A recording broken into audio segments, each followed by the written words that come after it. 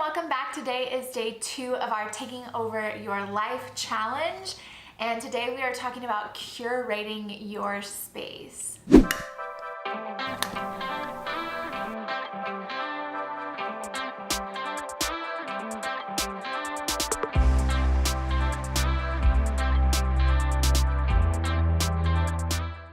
So if you're asking yourself, isn't cleaning and curating kind of the same thing? No, girlfriend, it's not. It's totally different.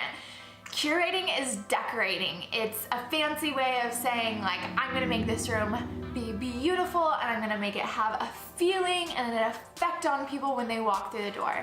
So my favorite way of beginning this process is looking on Pinterest for ideas. So coming up with a cohesive look, finding something that you love, the way that it feels, and you may at first when you're going through your Pinterest, you might go through and find a bunch of different styles that you like, and then what I want you to do is I want you to go through and narrow it down to a specific look and a specific feeling that you like. So you might like it to be beachy, you might like it to be more moody, you might want your room to feel more bright and airy.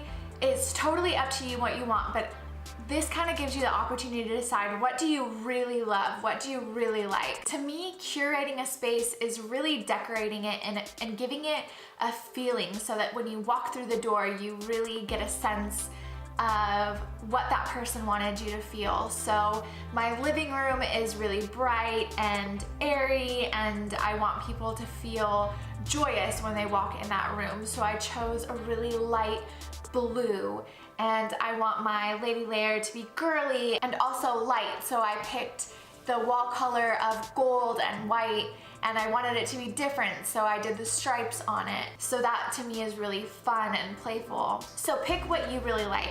My favorite thing to change a space is to put a pop of color on the wall. Even if you only do one wall, I think that it's really fun to add your take, and I feel like color is such a bold way of saying how you're feeling and giving people an emotion when they see that color. So the next thing that I think is a really easy way to change your room is to move your furniture around. So I find, actually if you talk to my husband, I do this a lot. Probably every week to every month, I am moving our furniture around to try to make the room feel different or have a different effect. So sometimes I'll arrange it in a way that feels more quaint and cozy and kind of all together, and then other times I'll make it more separated so it feels more airy and open, and it just depends on how you want people to feel. So if you want people to feel an openness, you're gonna want to go for a more separated feeling.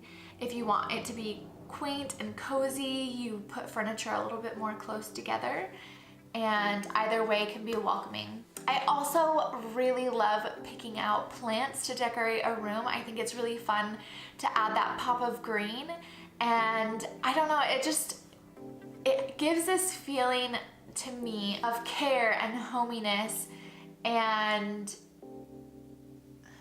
I don't even know how to describe it. I just love plants. So the best thing to do to find plants that really work for you is to research plants before you buy. So if you're not home a lot, you want to find plants that are super easy to take care of.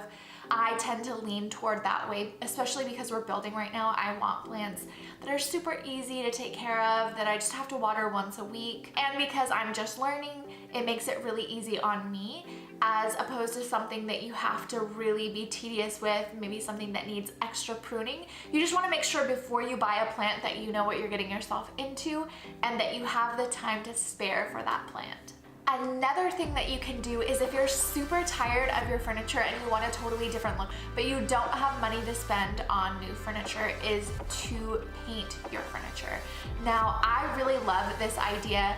My husband, when we moved in together, he had this very old table. It was his grandmother's, and it was this really deep brown color, and I wasn't really feeling that vibe, so I ended up finding chalk paint, and I did a white, kind of like off-white chalk paint on it, and it gave it an entirely different feeling. it has an entirely different look now, and it's still the same piece of furniture. So without having to lose that sentiment of his grandmother's table in our home, we kept it, and now it just looks a little bit different.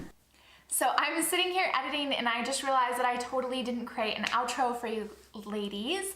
So I wanted to say thank you so much for watching. If you enjoyed this video, please click the like button down below. It really supports my channel, and it lets me know what you guys are enjoying and not enjoying, so I can create more content that you love. If you haven't already, click the subscribe button down below so you can see more of my videos, and click the little bell to get notifications if you want to know the next time that I post something. I hope you are enjoying this series. I've created a checklist for this video in particular that just kind of gives you the breakdown of everything that I talk about and lets you go through step by step what you should be doing to curate your space.